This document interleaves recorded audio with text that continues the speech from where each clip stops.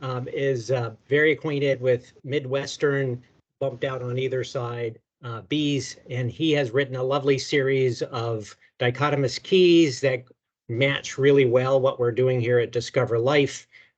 Everyone on board should have the female Osmia guide. My suggestion will be that we follow Mike's guide as a road map through the Osmia females on this trip. And then you can also have Discover Life guide, and you can use the has button to look at individual characters. But mostly what we do with the species stuff is just talk and show characters that are important to see. So either guide is fine, but I think introducing people a little bit more to Mike's guides are good because we use mostly Discover Life guides. So Mike, does that sound good for you? Yeah, that's fine. Yeah. Okay. And Mike, maybe if you have anything to add about yourself, that would be good. And then also maybe talk about some of the new species and sort of the shenanigans of some taxonomic issues of the region. I don't necessarily don't have to go into in depth, but just point out some pockets where things have shifted a lot and where you have a couple new species listed in your guide that we can come up on. But I think just talk about where we are taxonomically with the group. Well, in Eastern North America, broadly speaking, we have, compared to the West, we have relatively few species, but it's enough to make things difficult at times. And in the Great Lakes region, we have what appear to be two species, the names of which are not entirely solidified, and maybe one is undescribed. And those are in my key. Right now, we're calling one Trevorus or near Trevorus, which is a described species that does occur out in British Columbia and all the way into North Dakota. And probably it is that species that's in the Great Lakes region as well. And maybe we'll talk more detail about that in a bit. But there's another one very much like it that we just ran across just a few years ago, and in deep sands in northwest Illinois, Carroll County, in a refuge there. I think it's called the Savannah Refuge. A long series of this thing, along with males that are similar to Trevorus, but different. And I think we're not sure of the name of that one yet. Yeah. So we haven't seen these outside the Great Lakes region, except as you go to the west. So as far as them coming down into Ohio or Virginia, we haven't seen that yet. Then there's another one that's super common. It's been known for a long time, Atraventris, which is one of the more common species in the eastern U.S. that appears to be a complex of maybe 3 species. And again, that's not been looked at molecularly yet, but in terms of male genitalia and some other minor details of punctation and sculpture, it looks like there's something going on there. Very inconvenient. Sorry.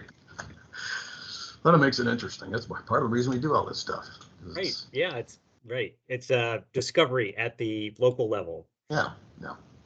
And then just to point back up some of the things you said, so there is a sand signal amidst all the different species of Osmia. Some are really, really restricted. Some are kind of restricted. A little bit unclear how much has to do with the habitat they use for hole nesting. Most are any actually ground nesting at all? I know there's shell and there's some other things. So would those be sand ones? Yeah, Osmia tarsata, which is one of these transcontinental things that occurs across Canada, all the way into Nova Scotia, and I think in some of the islands around there. But anyway, it's a big, good-sized Osmia, very attractive, but I've found nests in ground stable dunes in the Upper Peninsula of Michigan.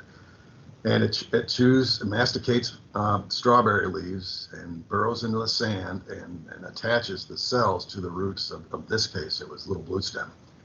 And I think there were like 8 cells in the nest and 6 in another. And I found it elsewhere in the UP, always in sandy areas. And I've never talked to Corey or those Canadian guys to see if that's what they're finding, but every place I've ever found it, it's in sand and nesting in sand. Right. That sounds pretty specific. Yeah. Yeah. And you have species like Osmia chalybea, which is also a sand specialist, and its favorite food, which is Cirsium horridulum, is a sandy thing too. Well, I was going to mention that species. Okay. But we have it in the Ozarks and in southern Illinois where there is no sand. And it flies earlier than any of our thistles bloom. So it's unclear if that is maybe not really what it is. Right. It sure looks like chalybea. I mean, it matches in every way. What do you see it on? What do you see it on though? In terms of it's always been in bowls. Oh, okay. We have not, and we're talking April. In April in the Ozarks, and in southern Illinois, it's too early. Yeah. Right. And it's not common. We only have a handful of specimens, but it's here. Right. And so we'll get into this probably in a few minutes with the chalybea, texana group. But texana is more interior and a little bit western, but it's mountains, it doesn't care. And then there's several other sand related things. For example, let's see, what's the one? Sandhausiae is sand, often in sand. I'm not sure it's limited to sand, but that's mostly where we see it. That's the only place I've ever seen it too. Yeah, I had some weird records in the Great Smokies that I wasn't on site, but it was like, what is there really sand there? It could be riverine sand. Yeah.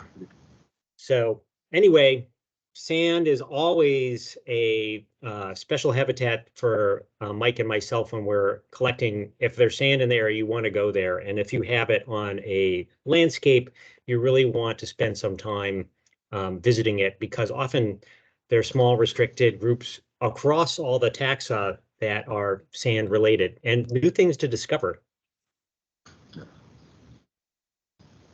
So maybe I'll flip the switch now, and we'll just go to your guide. I'm gonna share, and Claire is monitoring the chat so she can alert us to questions as we go along. We're just blathering right now, and we will get into the details. And let's see here. Okay, here's Mike's guide. Now, I have no idea so you should have all received this, and you should all be able to read it probably in a better format. I imagine it's pretty small because it looks, well, actually I should be able to increase the size on this So Mike, while I'm doing that, maybe talk about Illinoensis, or is it Illinoensis, whatever, the Illinois green one. Yeah, that's another fascinating species. In the western U.S., there are a number of bright green, purplish, bluish species of Osmia, quite a few of them. But the only one in the east that we know of is this one, Illinoensis, described by Charles Robertson, and never found up there since. It's probably the rarest, I would say, of all the eastern Osmia, I think. Maybe it and felti, perhaps. It's one you just can't go out and find. We don't really know what the host plant is, or if it's polylectic or ligalectic, we're not sure. We found it on penstemon a couple times in the Ozarks, females collecting pollen, which is not surprising. Osmia species in general like that group of plants. But this is just a beautiful, beautiful, bright purplish, bluish green bead. You can't miss. Medium size. And one of the unique things about it, in addition to its coloration, the mouth parts, the galea and the premenum, are loaded with these dark hamate hairs. And these are hooked hairs, lots of them. They're just covering more or less the mouth parts. And there are a lot of other bees and other groups that have that same kind of morphology on mouth parts, and just about all of them are specialists on something, often things in the Boraginaceae family. Yeah. So this has also been found on Osmodium, which is a borage species in the borage family. I don't think that occurs out east, but it occurs in the prairies and Great Plains. And that might be a host. Unclear, but this has recently been found. Let's see, did somebody found it either in Virginia or Georgia? Yeah, that was Ellison Orcutt and his group there in Virginia in the mountains in a power line cut. And yeah, we interrogated them about what could be there and came up with, just like you said, like chalybea in the Ozarks is doing something really different if it is chalybea. Right. And we've seen a couple other things show up in Appalachia, which is very little, is very relatively uncovered. For example, it was several years before people realized that Bombus affinis was still alive and kicking in the east in this area of same area of Appalachia. So there's more to discover there. And I think we've mentioned this several times in these talks. There are often big jumps in distributions where we are here on the coastal plain in the mid-Atlantic, and then we can see this up the coast and down the coast. There are quite a number of small populations of things that are really prairie, that are common in the prairie that still show up in the east for some reason. Yeah. It's not clear. So anything should be expected anywhere. This one, though, is rare. It's not a kind of thing where it gets mistaken for anything. It is a bright, shiny green, and I'll emphasize the metallic green part. It looks very much like your Algochloropsis kind of group thing, but then would be clearly super different. And we look forward to whatever is next. And we also see, for example, talk about rare and localized things, a couple new Florida species of Osmia that appear to be highly specialized on. One is on a mint, and I can't remember what the other one's on, but restricted range. Florida, again, sand plus genetic isolation during various high water events. It was an island. So we'll see more, and any of you could be finding rare and uncommon things, and just keep, if it doesn't key out, you might get rid of, and Discover Life get rid of the states and just say it's an Eastern thing and see what happens. And both Mike and myself, I'll point towards Mike as being more taxonomically facile with specimens and getting them published and working them up than I am. I'm just going to pass them through to someone else. They are interested in these oddballs, and we see yesterday, I guess I was working with Melissa Spring from Ohio and checking on some of her specimens, and there was an Andrina. It kind of keyed out a Canadensis, but wasn't any of that other group. And I'm like, send it to Mike. So okay. We urge you to do that. She might send it to Rob because she knows Rob better. Same team.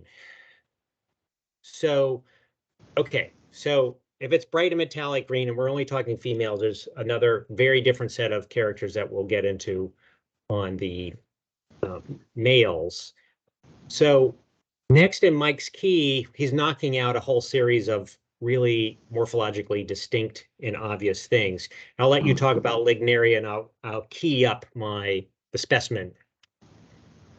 Okay. Lignaria, Osmia lignaria,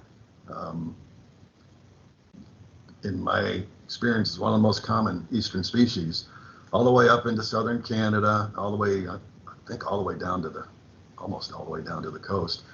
Pretty good sized for an Osmia, kind of a dark bluish thing, nests in holes in wood or in other kinds of cavities that it doesn't make, but that it finds and modifies with mud. So this is a bee that collects mud. It doesn't make mud like some bees do, but it collects mud, brings it back to the cavity, and constructs partitions. And right now, my back porch is loaded with them. In the Midwest, it is a very common species, and it's in all kinds of habitats, like So spread bud. Go ahead. if I can interrupt you, Mike, about that. So in the East, we can look at museum collections and a couple people who have regularly collected in their area. And let's say the Baltimore, Washington area where we are, Right. there's been a huge shift. So Osmia lignaria, super common, long strings, papers published. Now I have a hard time finding lignaria. Like I usually see only a few, but what do I see? Tons of its congener group, which are Osmia taurus and cornifrons. If you put up a trap nest or holes, whatever you would like to do, it's filled with those. They're the same size. And the story, and I believe I'm trying to think of her name out of Ty Ralston's group. I'm sorry, I've forgotten what it is now, but she wrote a paper using some of our data which is not monitoring data, but it gives you a general sense of what ratios are. And we have collected a lot of things. And even during the last 20 years, that these shifts have gone on, and several other Osmia too have seemingly become much less common. So watch out, Mike. So taurus and cornifrons are here. Yeah. Oh, they are. And they just showed up as in terms of specimens just about 5 years ago. Those were the first specimens. And this may be the tip of the iceberg. The same thing may be happening here that happened in the East. It's just earlier in the game, and the two are still side by side. The St. Louis area would be sort of one. It seems like there's an urban core to the problem, but I see taurus at least all throughout all the woods. So all the deciduous woods, which normally are pretty much don't have invasives, taurus is right in there doing its thing. So yeah, those three, cornifrons, taurus, and lignaria, are considered all in the same subgenus, the subgenus Osmia, and they're pretty distinctive. They're got a lot of elaborate morphologies. The mandibles of lignaria are unlike any other mandibles of Osmia or any other megachilid in the East. Very distinctive, and the clypeus has this big excavation in front. It's a very distinctive, really unmistakable species. Mike, can you see my screen? I'm just wondering whether people. I can see the head of the bee. Yeah. So there's I'll point out things then. I just wanted to make sure that someone other than myself could see it. But here's this cutout, this rectangular that Mike was talking about. The clypeus normally would just go like that. That would be a normal clypeus. But here's this huge notch, probably for carrying mud. And what is it about the mandibles? We'll shift a little bit. Yeah, the mandibles are, compared to most other Osmia, are elongate, and instead of having a relatively broad apex with 2, 3, or 4 teeth, the teeth are kind of along on the inside. It's a very, very unusual mandible compared to most other Osmia species in the East. Very distinctive. In the old days, and maybe still in some people's view, there were 2 subspecies. There was a western Osmia lignaria and an eastern Osmia lignaria. Given the fact that lignaria is bought and sold all over the country now and raised all over the country, I think that distinction is probably not realistic anymore. Well, I'll say that I really haven't seen any of the western form lignaria out here. Okay. But but there's a lot of mailing around. See them. Yeah. Okay. Yeah, we see some out here. So that's one that's in flight right now. I'm sure where you are, if there's any left, all over the Midwest.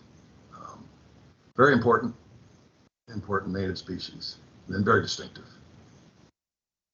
So we'll go. People are wondering if it's bought and sold for orchard pollination or what? Correct. Yeah, or just agricultural pollination in general. I mean, I know at least 2 people in Missouri that raise them and sell them online, and that's just, I think, the tip of the iceberg. I think that's done all over the country, if I understand it right. And there's no, I'm not hammering on the USDA here, but there's no regulation right now that disallows, trading Osmia lignaria from Idaho to Georgia or vice versa. And tell me if I'm wrong. I hope I am. So. Not that I know of. Okay. So you're going to show the other two, Sam? Yeah, I'm trying to get a good visual specimen here for the other two species that Sam's going to show are Osmia taurus and Osmia cornifrons. Those are also in the subgenus Osmia, along with lignaria, but they are not native. These are old world species. And the two females of cornifrons and taurus are very similar in appearance. They both have these big horns sticking out from the lower part of their face. There's a good shot right there. Now that's what the females look like. The males don't look like that. But, so they're very distinctive, and there are no other Osmia in North America that really have that appearance of the face. They're about the same size as lignaria, but I see tiny, I see a great deal of size variation in those two. Yeah. They're whole nesters as well. And they nest, they just nest in any cavity at all. I mean, they don't seem to be particular. It's just a tiny little hole. They get in, they'll use it. They just seem to use anything as a potential nest, which might be one reason they're so common. So here's cornifrons, and the way my visual on it is, first of all, there is a tiny little projection here along the very rim of the clypeus. So this is the clypeus, and there's a smooth section. There's a lot of depth things going on here, but between the horns, so the horns are very obvious. Then you have to decide, am I looking at taurus or am I looking at cornifrons? Cornifrons has basically this smooth area is it is encapsulated between the two horns, let's call it, and there's a tiny point. I can't get all of this in focus at once, but where my cursor is roughly where the point is. A lot of time that's covered with hair. Usually the shape of the clear smooth area, it being linear and restricted here, is so fast you don't need to worry about this little bump. Anything else you want to say about cornifrons before I get a taurus in there? Yeah, no, just get a taurus. Okay. I should also point out that the rear ends, is it just the males? The females, they don't really have notches in the males, yeah, it's the males. The males as a group. And moving that away, but yeah, we're tackling the easy ones now. All right, so I'll point out that when you get to the males of this group, it's a different story.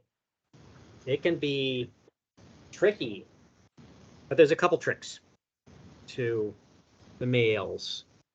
Okay, so here is a taurus. It averages a bit oranger. You have the horns are closer together if you actually were to measure them proportionally. And this smooth area is covered with some hair. So I'll bring it in and out of focus. So here are the horns, 1 and 2. You don't have a pointed area, you have just sort of this rounded out convexity on the rim. But the key and the easy thing is that this smooth area, which is hidden by these hairs, it runs way up the clypeus in the face, and it just makes it way beyond the base of the horns. I'll angle it to see. This one has not been around as long, and no one can. It was not. Cornifrons was purposefully introduced. Taurus, unclear where it came from, but it was probably 20 years later that they showed up, and suspiciously it was near our lab. Not that we were involved, but near the Beltsville Ag Center, which did introduce cornifrons. The hairs are drooping over, so I'm not sure I can get I'll quickly get another specimen. Yeah, there's another difference between those females too. The basal tooth of the mandible is more rounded in taurus, and more sharply pointed, more acute in cornifrons. And sometimes that's a lot easier to see than clipial character, because they're not covered with hairs, but they may be otherwise worn or covered with mud or something. But that's another helpful character. So here's just the same thing, slightly different angle. You can see beneath the hairs, as Mike points out, these hairs often cover things. In the males, it's much worse. And when we get to that, I'll be interested in Mike's take on the differences and telling them apart. I really only have one way. So we're wondering where these bees were introduced from. we don't know that anyone's done the genetics. The cornifrons we know came, I believe it's published, right? So it was brought in from Japan. There's some rumor that the taurus thing came from Korea, but it's not, I don't know that anyone's done molecular work on this. Yeah. And the U.S. isn't the only place where these have been introduced. And, like some other species of organisms, I wouldn't be surprised that these things at some point are widespread in the southern hemisphere as well as in the northern hemisphere. Yeah. They hitchhike easily because, of course, they'll a crack in the wood, a door handle, a keyhole, drill holes, pallets, no problem. Yeah, I had them in an empty beer can. Really? That's an interesting one. Yeah. I've seen them in edges of screens and windows, and there. And a squash too.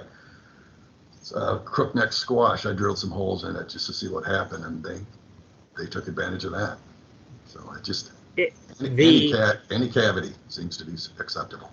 Are you talking about? You're not talking about living crookneck squash, right? You're talking about gourd things. Gourds. Yeah. Yep. Okay. All right. So there's a couple easy ones. And if you don't think they're easy, you're probably in the wrong business. So let's go back to Mike's key, and if we scroll down, so couplet 3, I'll pull some specimens where we talk about the taurus chalybea. You want to mention something there, Mike? While I'm pulling, I'm gonna pull texana first. Oh, okay. Yeah, so this next suite of species used to be in the genus Chalkosmia, Chlkosmi. Now it's been changed. Now it's in the subgenus Helicosmia. Same species, just different subgenus name. But chalybea, texana, and georgica are the ones that are most in the east. And georgica is very distinctive. I mean, I don't know if we'll look at a specimen or not, but it's just the mandibles are just out of this world. Let me do georgica first, because it's pretty easy. Okay. And then the other two, texana and chalybea, are vexingly similar.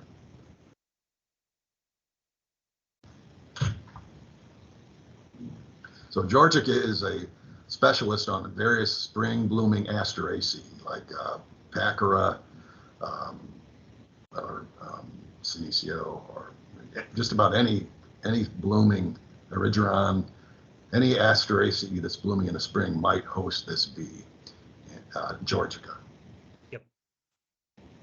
I'll show a couple. Is it common over there? Yeah, it's I would say reasonably common. So depending on where you are, you can actually get a lot of them. And they show up, they're around my house on the lab pretty regularly.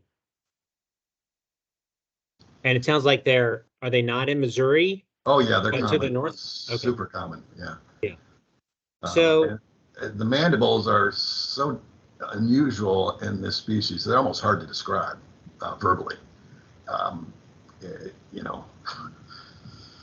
So That's this is a mandible projection. Here's the base. We'll try and get a couple of things. This is that central projection Mike is talking about. And here's the other mandible with horns, or they're not even horns. They're just, yeah, raised elements. Yeah, flanges. This has been studied a few times, nesting biology, and apparently it scrapes the cuticle off leaves, off living leaves, and uses that, at least that part of what it uses, to construct partitions. So, lignaria use mud, as does the cornifrons and taurus, but that's it. Every other species of Osmia in the east uses vegetation in one way or another as the primary building block for partitions and nest caps. Might be a little sand and dirt mixed in, but it's primarily vegetation. Or resin in some cases. And the amount of that's good. raise, the amount that those flanges on the mandible is really variable too. It's not a very, it's not like, oh, I've seen one, so I've seen them all. But something is going on in all of them. I've never seen one where it's like, oh, I guess it doesn't have anything going on. They all have something going on, but some are really raised and gnarly and others less so. I hope this is coming through. I have a bit of a slow internet here at home right at the moment. We've got it. Okay. So whereas the mandibles of lignaria were long with some series of teeth,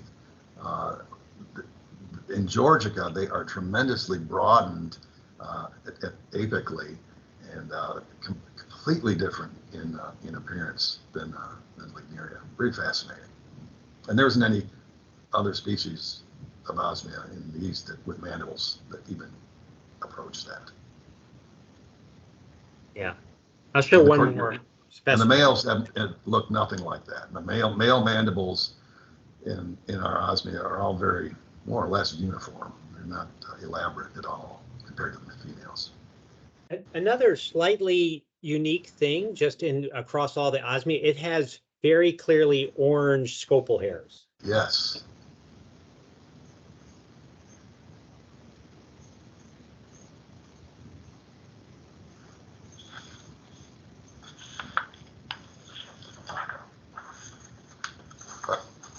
Are you getting one of the others?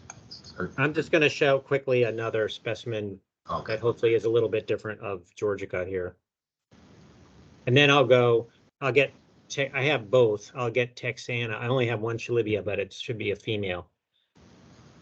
I gave them away.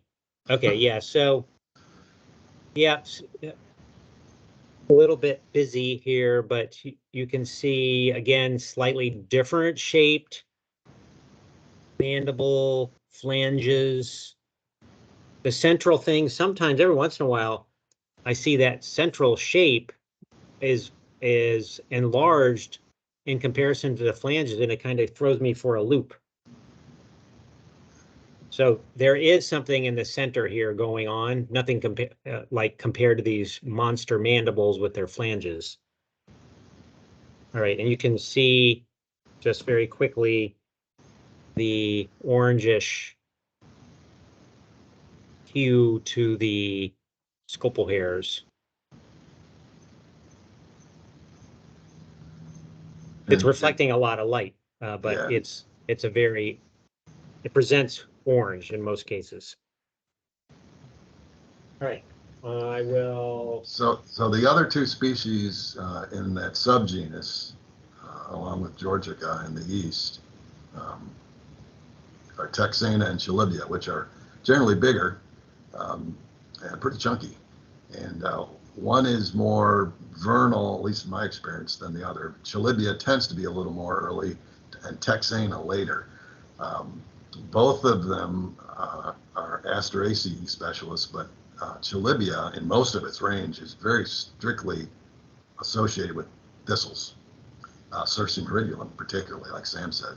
Yeah, like I think in the east, my impression is that if it's always on Cirsium hiridulum and nothing else. First of all, that Cirsium is, I think, maybe the only one that that blooms that early Okay. and is a sand specialist. So makes it interesting to find out what's going on where you are. And in general, chalybea is a beautiful, beautiful blue color, and it's a shade of blue really that the other ones aren't, and it's subtly, but gosh, they are just gorgeous. And Sam, is chalybea on deck or what? Or is this texana? So we're looking at texana right now. oh, okay, sorry. And but I was a little surprised when you said that, because I have seen some darker blue texanas, but a lot of texana are so here we'll zoom out to the habitus type of shot here, and we maybe that's pretty good to see the mandibles, how again they're big and there's a lot going on at the tip of the Clypeus 2, again, hair, and you can see it's been into the milkweed, which is odd, isn't it? Right? So I guess it must be going for some nectar amidst its trips to Circium, because Texana I also think of as entirely Circium. Or what would you say? Oh, no, I've found it on Helianthus Okay. and some other summer Asteraceae. But it's not common over here. It's not one you can spot and find. Yeah, and that species, and I'm air quoting, also goes to the west quite substantially, I believe, all throughout the Rockies. And when you look at them in big collections, it's like, I want to make this something different, but I couldn't, I've tried to do that and I can't come up quite with something, but they seem to be telling me something different. Oh, that's a good, yeah. Yeah.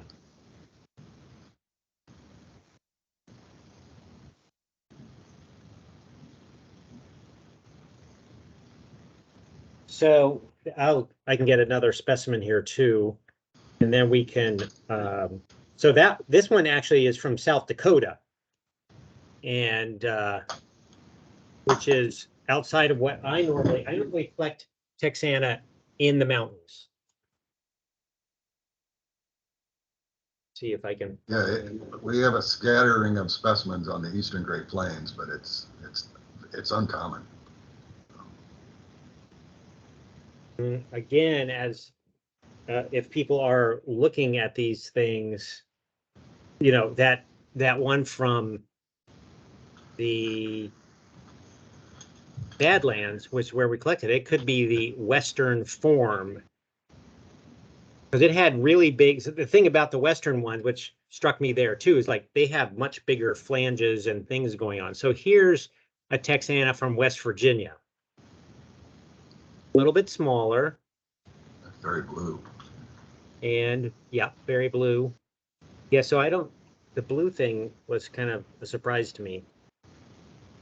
I don't think of it as having a color, but you can see the flanginess here on the mandibles is not as extreme as the one we saw from the Badlands. All this big raised area, it's there, they're modified, but not to the same level. And then you can see a little bit of projection here. It's a little bit, I'll see if I can run it all the way up. So when we get to that level, you can see this projection there. Here's the regular rim of the Clypeus, and then you have this central area that bumps out. And you also have that in chalybea and a little bit in georgica. Georgica has the massive side wings and is just smaller, plus orange. Let me get one more to get that vibe, and then we'll look at chalybea and then talk about the differences between these two, which will be interesting because I have my way and sometimes I have to convince myself about this, and I don't have what I would call lovely. So here you can see, so where's the specimen from? This is from, oh, this is from Ohio, interestingly enough. Southeastern, so basically Appalachia, Vinton Forest. So here's a better nice. view of That's what's good. going on with the central projecting area, because a lot of times it's got a V notch. Sometimes it's in chalybea. I think of it, chalybea often having a 3, like Yep. you might see in a tridentate tip to Anthophora terminalis or something. And big, wide mandibles, something going on here, but in the east, I don't see the massive the bulbs like you saw from that one from the Badlands. And when I'm looking, I have to recall, someone might have to look it up in Discover Life in terms of the way I'm telling them apart. I think Texana has slightly, this is difficult to tell, right? Because it's very comparative. I believe they have, if you looking at the ocelli, and we'll pull out chalybea next, that they're bigger, and I want to say there's some distance to the eye or the back of the head things. Do you use that at all, Mike? You know, I'm trying to remember, Sam. I think you're right. I think there is a difference. I just can't. I don't know that it's dramatic. Yeah. But I think it is there. Yeah. So let's review go ahead and review how you tell the two apart. And while you're doing that, I'll pull a chalybea. But yeah. And this is based on mostly specimens not from Florida, but mostly in the Midwest. So that's where there's the mention in the couplets here about the slight difference in color. And maybe that's maybe not reliable across the entire range, so beware. But then the clypeus, which Sam was showing, the projections are different in general between texana and chalybea females, but they are similar and they do vary. So you need to be a little careful. But another important thing, at least in the Midwest, is flight times. Chalybea, in our experience out here, tends to fly earlier, texana later. And whether that's true range-wide, I don't know, but it seems to be true in the greater Midwest. So that can be a helpful biological feature. And they're big. I mean, you know, they're as big as the biggest lignaria or any of the other taurus or cornifrons. Yeah, once you look at the face, you really don't have any. There's not a question. The question always is, what am I looking at? Is it chalybea or texana? And I have to say that I'm often fixating on where it was collected. So here's a chalybea from Georgia, right in deep sand. I think it's longleaf pine on the border with Florida. And let me flip to it here. Sam, I also have the ocelli description up whenever you want me to read it. Okay, but so we'll just look at this for a second, and then we can talk about that too. So here you have more of this 3-pronged thing. Here's a little bump. Let's zoom in, perhaps. And like Mike said, I'm not sure how ultimately reliable that is. I've looked at tried to make a pattern out of all these, and you know, it's barely got a third bump in there to begin with. So I tend not, I don't think I even in our differentiation mention that. So, and now I'll flip to the ocelli, and maybe you can go ahead and read what we say in Discover Life there. Sure thing. Excuse me. For chalybea, distance between the outside edges of the two lateral ocelli are equal to or greater than the distance between the edge of the lateral ocellus and the compound eye. And for texana, that is just less than. Okay, so you also have something in here about the propodial triangle that we should look at maybe when you're done with that. Okay, so here outer edge to outer edge is about the same as there to there. We'll go to a texana and see if this, see if we see a distance there. So with texana, this distance from Ida to ocelli is greater, right, than from here to here? Is that what it says? Yes, you phrased it the other way around. The ocelli edges, ocelli to ocelli on the outside are less than the distance from the lateral cells to the compound eye in texana. Okay, yeah. So this distance is bigger in texana. We'll go back and check because at least geographically we know that the probabilities are that we got the species right. So what does it say on chalybea? And Mike, I think you have this too, perhaps, in terms of the, I know I struggle with this one also, in terms of the propodium. Is it the rear face of the propodium or what? Yeah. I'm going to change the Mike, angle. do you just want to talk about it, or should I read it from Discover Life? Yeah, just read it from Discover Life. Okay, Sam, did you switch specimens? Do you have no, texana this up is now? still this is texana. Okay. Oh wait, sorry. Hang on for a second. No, this is chalybea. Sorry. Okay. So on chalybea, the lower part of the propodial triangle so heavily inscribed by microscopic lines that it reflects no light. All right. So Dull. yeah. So the little microscopic lines are basically dulling up everything. And I think, you know, so this is always a tricky when you're starting out, well, there's some light reflecting, but it's the fact that we'll go a couple more notches up, that it's dull because of these microscopic lines. So That's dull good. is a shorthand. So there's metanotum, scutellum up there. This is the propodial triangle, which in this particular group is basically straight down from the top. Like you have to look at it from the side.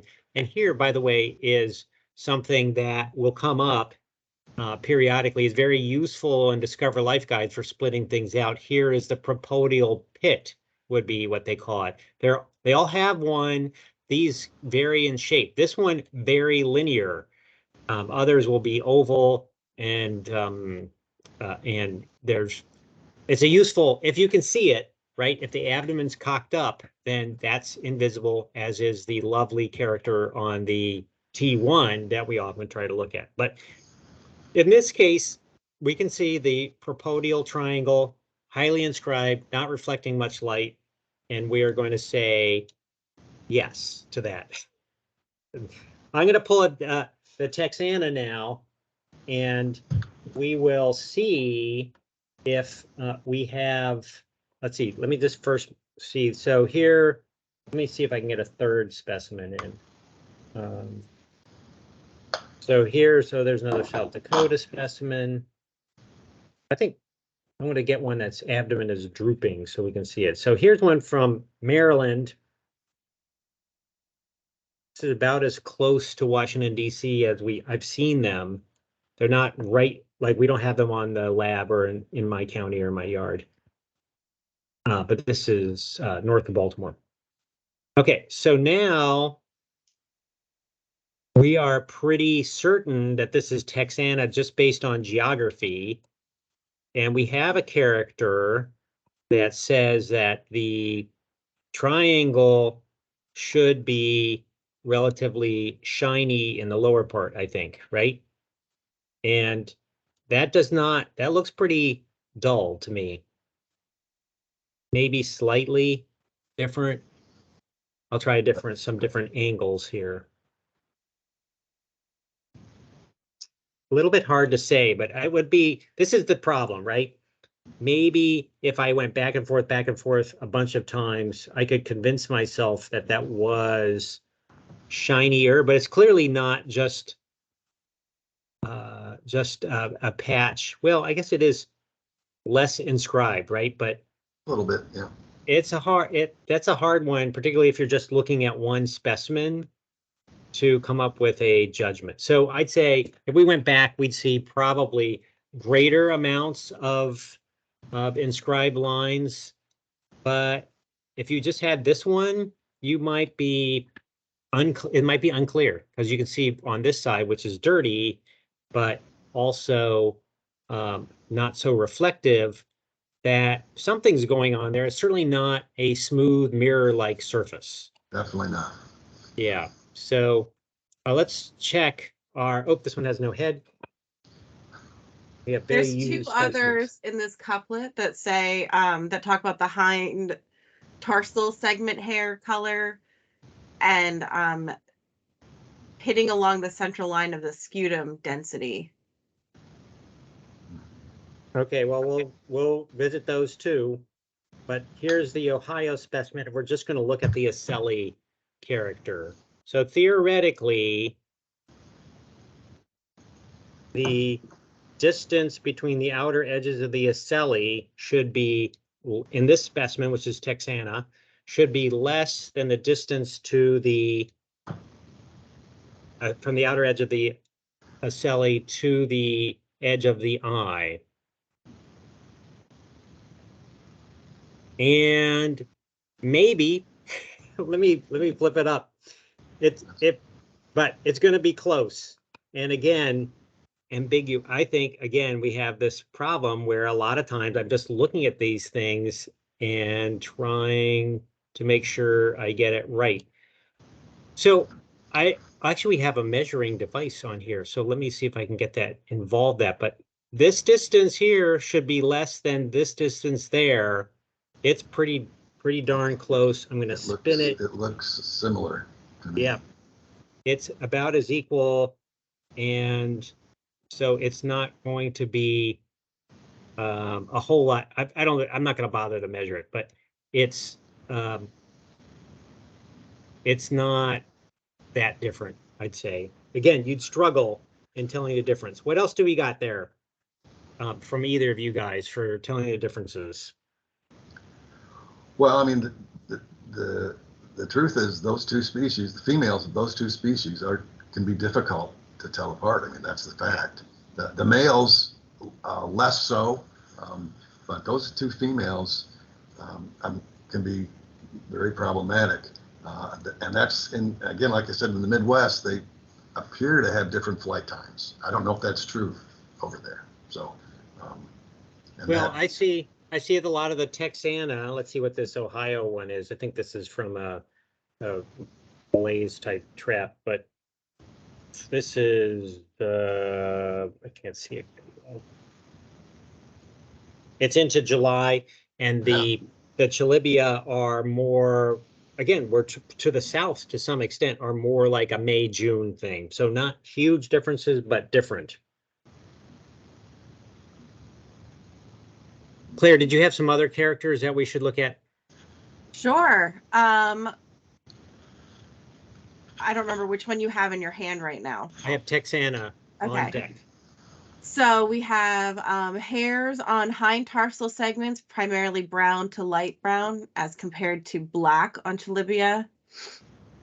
And it should have less dense pitting along the central line of the scutum. Okay. Or no, sorry, it should have denser pitting along the central line of the scutum.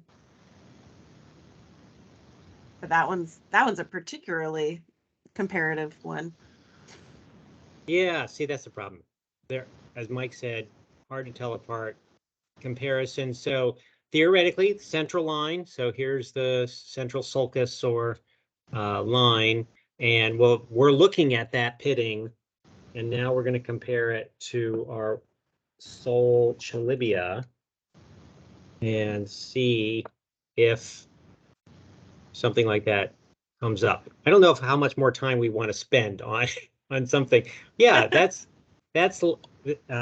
less, but again, quantifying that without looking at a series is difficult. So I'm going to say this is the type of thing that you want to go to the museum and look at a long series, and also not necessarily trust the museum to get it right either. And you have to do a little study. So we have several hints at what some of these differences are. And there may be males associated with them. and it's problematic. But there's a couple habitat / time of year things that are probably 80% of an identification. All right, do we want to? Yeah, go I was ahead. gonna say we have 5 minutes left, but I'm not in a rush, so it's up to you guys. Oh my God, we just spent all that time on just those few already. So let's go back to the key, and before we go, maybe instead of getting deep into some of the others, we should perhaps bucephala is another pretty easy to ID thing. Should we just show a bucephala and talk about that one maybe? I was going to talk about the carinae along the hypostomal cavity, but I think we'll wait on that because that comes up automatically with some of the later groups. Yeah. But yeah, bucephala is really, that's a widespread thing. That's common in the Midwest. I assume it's common over where you are. Yeah. And it's another spring thing, very big, very chunky, and really very distinctive bee in both sexes. And a related species is nigraventris, which is boreal and one that's quite rare. And you've got to go in the basically Upper Peninsula or further north than that to find it. So it's a boreal rarity. But bucephala, which also occurs in the boreal regions, also occurs way down here. Well, very widespread, very common species. And the females have this bulbous enlargement at the end of the clypeus that's pretty distinctive. I'm not sure how well they'll show. A couple. Well, yeah, you can kind of even see it here because you're seeing along the rim of the clypeus a difference in reflection, which is this fat-lipped look that the females have.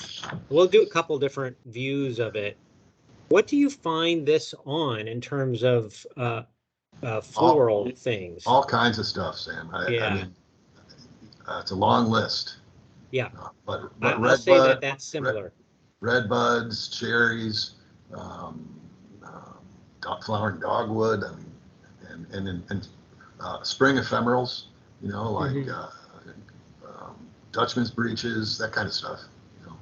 It's in a lot of different habitats, backyards, deep forests, prairies. See, there is well, actually, a lot of the spring osmia are often on trees too, but yeah, I seem to see them associated with trees, but they show up in bowl traps very regularly. So you're right, they're probably on everything. So you can kind of see, first of all, it's very wide clypeus, and something's going on here. Let's look at it from the side. I'll give you guys a little hint that if you don't have I had to do this from my house today. If you don't have a piece of clay, you can use a bar of soap to hold specimens in. And then you'll be clean at the end of the day. So I should add that to the handy bee manual then. Yeah. Make do, it's called. Let's see. Let me escape out. I'm going to knock down the level of shininess here a little bit. Okay. Let me go back. Hopefully.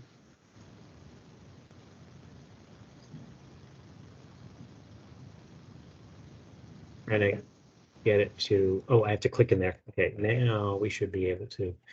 So we're looking straight on, and particularly the central area, you can see that, well, in comparison to the other species which have basically a very thin line for a rim, this is thickened.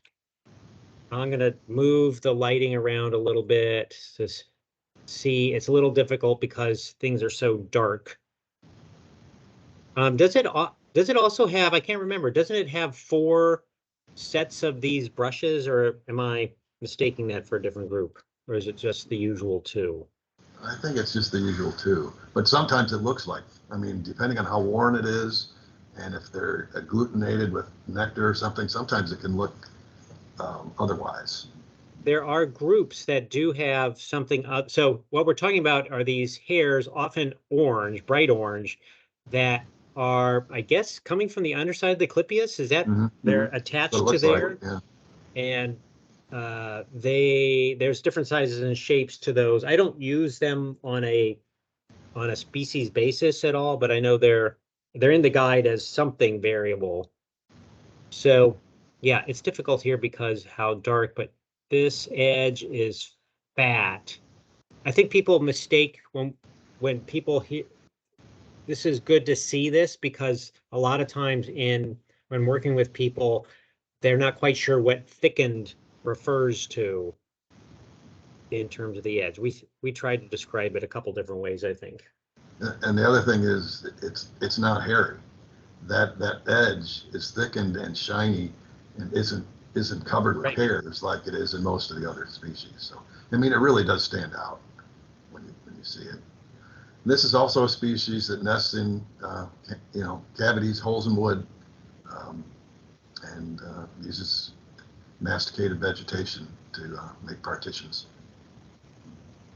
So Sam, Laurel was wondering, when you said you see bucephala associated with trees, did you mean that they take nectar and pollen from flowering trees, or do you see them in the tree cavities, or what? Nectar and pollen, I often associate them with like, oh, if someone goes way up in a tree, you're finding the species, but then I kind of retracting that because as Mike said, they do seem to be all throughout the wooded environment, and mostly I do see them in woods, but they can kind of show up anywhere.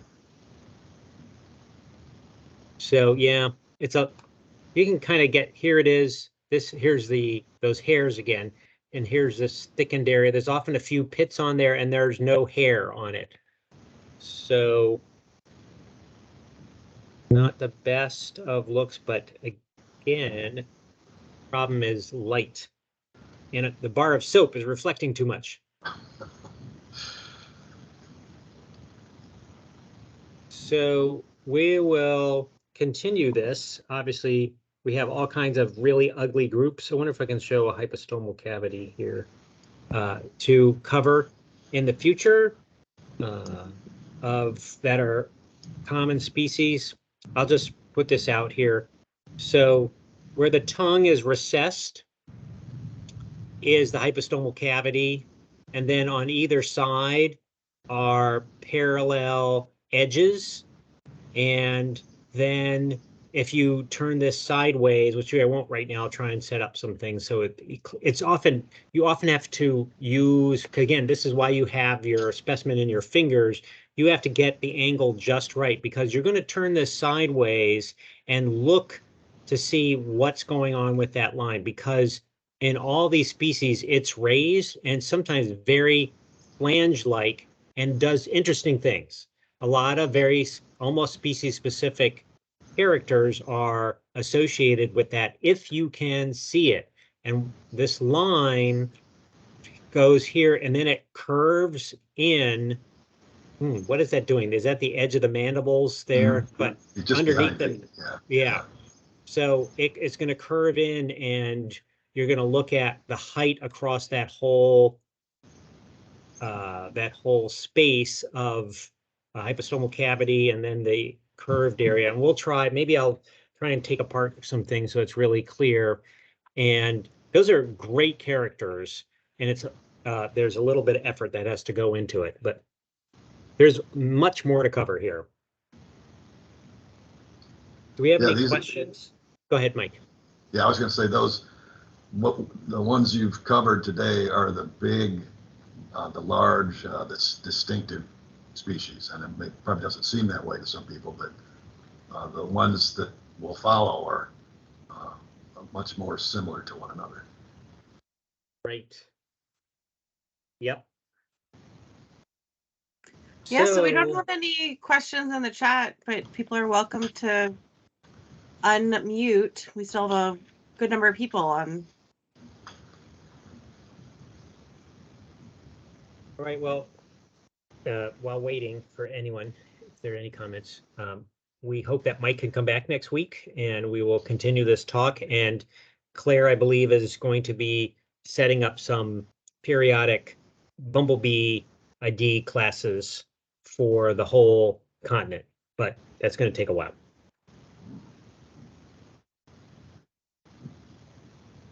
All right, well, we're just getting thanks in the chat, so I think that wraps up the Osmia for today.